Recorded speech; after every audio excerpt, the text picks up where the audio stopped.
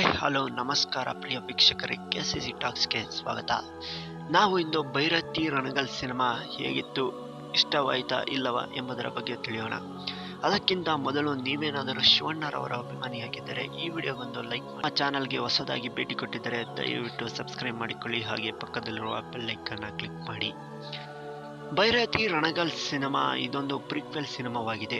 ಮಫ್ತಿ ಚಿತ್ರದಲ್ಲಿ ರೋಣಾಪುರಕ್ಕೆ ರಾಕ್ಷಸನು ಮತ್ತು ರಕ್ಷಕನೂ ಆಗಿರುವಂತಹ ರಣಗಲ್ ರಾಜ್ಯಭಾರ ಮಾಡಿದ್ದು ಗೊತ್ತೇ ಇದೆ. ಆದರೆ ಈ ಭೈರತಿ ರಣಗಲ್ ಯಾರು, ಆತನ ಹಿನ್ನೆಲೆ ಏನು ಎನ್ನುವುದಕ್ಕೆ ಉತ್ತರ ಸಿಗುವುದೇ ಈ ಭೈರತಿ ರಣಗಲ್ ಸಿನಿಮಾ ನೋಡಿದರೆ. ಕನ್ನಡ ಚಿತ್ರರಂಗದಲ್ಲಿ ಇದು ಮೊದಲ ಪ್ರಿಕ್ವೆಲ್ ಸಿನಿಮಾವಾಗಿದೆ ಅಂತ ಹೇಳಬಹುದು. ಹಾಗೆ ಈ ಸಿನಿಮಾವನ್ನು ತನ್ನ ಜನರಿಗೆ ಒಳ್ಳೆಯದು ಮಾಡಬೇಕು, ಅವರ ರಕ್ಷಣೆಗೆ ನಿಲ್ಲಬೇಕು, ಅದಕ್ಕಾಗಿ ಪ್ರಾಣ ತೆಗೆಯೋಕ್ಕೂ ಸಿದ್ಧ, ಪ್ರಾಣ ಕೊಡೋಕ್ಕೂ ಸಿದ್ಧ ಎನ್ನುವ ರಣಗಲ್ರವರ ಶಪಥ ಮಾಡಿದ್ಯಾಕೆ? ಪ್ರಾಣಕ್ಕಿಂತ ಹೆಚ್ಚಾಗಿ ಪ್ರೀತಿಸುವ ತಂಗಿ ಯಾಕೆ ಅಣ್ಣನ ಜೊತೆ ಮಾತನಾಡಲ್ಲ? ರಣಗಲ್ ಮಾಫಿಯಾ ಡಾನ್ ಆಗಿ ಬದಲಾಗಿದ್ಯಾಕೆ? ಅಂತಹ ಬಲವಾದ ಕಾರಣ ಏನು ಎನ್ನುವ ಪ್ರಶ್ನೆಗಳಿಗೆ ನೀವು ಸಿನಿಮಾವನ್ನು ಚಿತ್ರಮಂದಿರದಲ್ಲಿಯೇ ನೋಡಿ ತಿಳಿದುಕೊಳ್ಳಬೇಕು.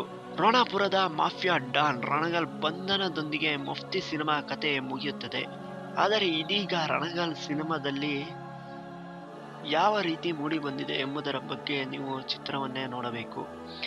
ಆದರೆ ಮಫ್ತಿಯ ನಂತರ ಬರುವಂತಹ ಸಿನಿಮಾದಲ್ಲಿ ರಣಗಲ್ ರವರು ಜೈಲಿನಲ್ಲಿದ್ದಾನೆ ಅಂತ ಹೇಳಬಹುದು. ಆದರೆ ಕತೆ ಅಲ್ಲಿಂದಲೇ ಶುರುವಾಗುತ್ತದೆ. ಆದರೆ ಕತೆ 21 ವರ್ಷಗಳ ಹಿಂದಕ್ಕೆ ಹೋಗುತ್ತದೆ. ರಣಗಲ್ ರವರ ಬಾಲ್ಯದ ದಿನಗಳು, ಊರಿನಲ್ಲಿ ನೀರಿಗಾಗಿ ಇರುವಂತಹ ಸಂಕಷ್ಟ, ಸರ್ಕಾರಕ್ಕೆ ಎಷ್ಟೇ ಅರ್ಜಿ ಸಲ್ಲಿಸಿದರೂ ಯಾರು ಕೂಡ ತಲೆ ಕೆಡಿಸಿಕೊಳ್ಳದೇ ಇರುವುದು, ಸರ್ಕಾರಿ ಅಧಿಕಾರಿಗಳ ಬೇಜವಾಬ್ದಾರಿತನಕ್ಕೆ ಬೇಸತ್ತು ರಣಗಲ್ ರವರು ಸರ್ಕಾರಿ ಕಚೇರಿಗೆ ಬಾಂಬ್ ಬಿಟ್ಟು 6 ಜನರನ್ನು ಏಕೆ ಕೊಲ್ಲುತ್ತಾನೆ ಎಂಬುದರ ಬಗ್ಗೆ ಈ ಸಿನಿಮಾ ತೋರುತ್ತದೆ. ಹಾಗೆ ಸಿನಿಮಾ ಹೇಗಿದೆ ಎಂದರೆ, ಮಫ್ತಿ ಬ್ಲಾಕ್ ಬಸ್ಟರ್ ಹಿಟ್ ಆಗಿದ್ದರಿಂದ ಸಹಜವಾಗಿಯೇ ಪ್ರಿಕ್ವೆಲ್ ಸಿನಿಮಾದ ಮೇಲೆ ತುಂಬಾ ನಿರೀಕ್ಷೆಗಳು ಕೂಡ ಇತ್ತು. ಹಾಗೆ ಸಿನಿಮಾದಲ್ಲಿ ಬರುವಂತಹ ಇಂಟರ್ವಲ್ ಸೀನ್ ಅಂತೂ ತುಂಬಾ ಬೆಂಕಿಯಾಗಿ ಮೂಡಿ ಬಂದಿದೆ ಅಂತ ಹೇಳಬಹುದು. ನರ್ತನ್ ರವರು ಆ ಪ್ರಯತ್ನದಲ್ಲಿ ಭಾಗಶಃ ಪಾಸ್ ಆಗಿದ್ದಾರೆ ಅಂತ ಹೇಳಬಹುದು. ಸಿನಿಮಾದಲ್ಲಿ ಹೆಚ್ಚು ಪ್ರಯೋಗ ಮಾಡಲು ಹೋಗದೆ ಒಂದು ಡೀಸೆಂಟ್ ಸಿನಿಮಾ ಮಾಡಿದ್ದಾರೆ ಅಂತ ಹೇಳಬಹುದು. ಭೈರತಿ ರಣಗಲ್ ಸಿನಿಮಾದಲ್ಲಿ ಒಂದೊಂದು ಪಾತ್ರಕ್ಕೂ ಒಂದೊಂದು ನ್ಯಾಯವನ್ನು ಕೂಡ ಒದಗಿಸಿದ್ದಾರೆ. ವಕೀಲನಾಗಿ ಜನರ ಪರ ನಿಲ್ಲುವಂತಹ ರಣಗಲ್ ಮೇಲೆ ಆ ಊರಿನ ಸರ್ಕಾರಿ ಆಸ್ಪತ್ರೆಗೆ ಬರುವಂತಹ ವೈದ್ಯೆ ಅಂದರೆ ವೈಶಾಲಿ ಅಂದರೆ ರುಕ್ಮಿಣಿ ವಸಂತ್ರವರ ಮೇಲೆ ಪ್ರೀತಿ ಹುಟ್ಟುತ್ತದೆ. ಆದರೆ ಕಾರ್ಖಾನೆ ಕಾರ್ಮಿಕರು ತಮಗಾದ ಅನ್ಯಾಯಕ್ಕೆ ನ್ಯಾಯ ಕೇಳಿದ್ದಕ್ಕೆ ಜೀವವನ್ನೇ ಕಳೆದುಕೊಳ್ಳುತ್ತಾರೆ. ಅಲ್ಲಿಗೆ ರಣಗಲ್ ಕರಿಕೋಟು ಪಕ್ಕಗಿಟ್ಟು ಲಾಂಗ್ ಹಿಡಿಯುವುದರೊಂದಿಗೆ ಇಂಟರ್ವಲ್ ಆಗುತ್ತದೆ. ಸೆಕೆಂಡ್ ಹಾಫ್ನಲ್ಲಿ ತನ್ನವರಿಗಾಗಿ ಪರಾಡೆ ವಿರುದ್ಧ ಭೈರತಿ ರಣಗಲ್ ತನ್ನದೇ ಮೈನಿಂಗ್ ಸಾಮ್ರಾಜ್ಯ ಕಟ್ಟುತ್ತಾನೆ.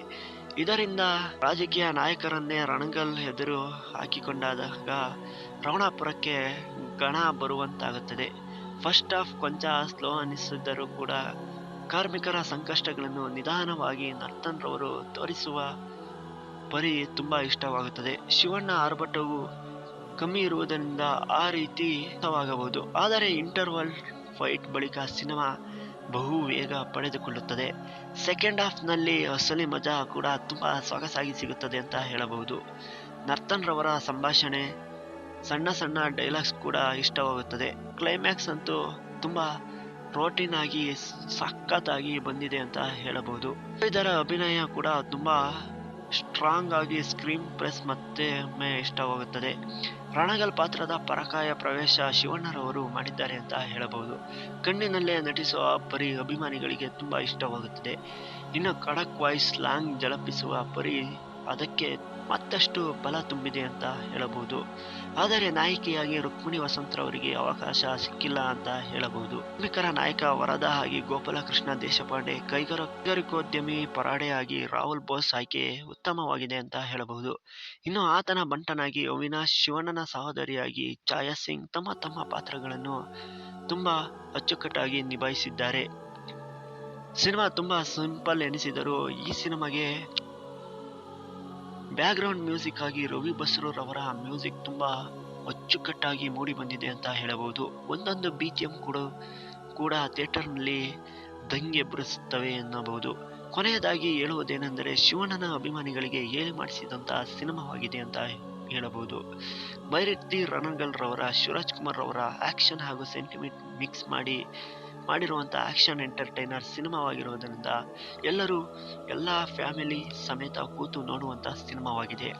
ಈ ಸಿನಿಮಾವನ್ನು ಎಲ್ಲರೂ ಚಿತ್ರಮಂದಿರಕ್ಕೆ ಹೋಗಿ ನೋಡುವುದು ಉತ್ತಮವಾಗಿದೆ ಅಂತ ಹೇಳಬಹುದು. ಹಾಗೆ ಸಿನಿಮಾದ ಬಗ್ಗೆ ನಿಮಗೆ ಏನೇ ಅನಿಸಿತು ಎಂಬುದರ ಬಗ್ಗೆ ಕಮೆಂಟ್ ಮಾಡಿ ತಿಳಿಸಿ. ಹಾಗೆ ತಪ್ಪದೆ ಸಿನಿಮಾಗಳ ರಿವ್ಯೂ ಹಾಗೂ ಸಿನಿಮಾ ಬಾಕ್ಸ್ ಆಫೀಸ್ ಕಲೆಕ್ಷನ್ಗಳ ಮಾಹಿತಿಗಾಗಿ ನಮ್ಮ ಚಾನಲನ್ನು ಸಬ್ಸ್ಕ್ರೈಬ್ ಮಾಡಿಕೊಂಡು ಪಕ್ಕದಲ್ಲಿರುವ ಬೆಲ್ ಐಕಾನ್ನ ಕ್ಲಿಕ್ ಮಾಡಿಕೊಂಡು ಸಪೋರ್ಟ್ ಮಾಡಿ. ಎಲ್ಲರಿಗೂ ನಮಸ್ಕಾರ.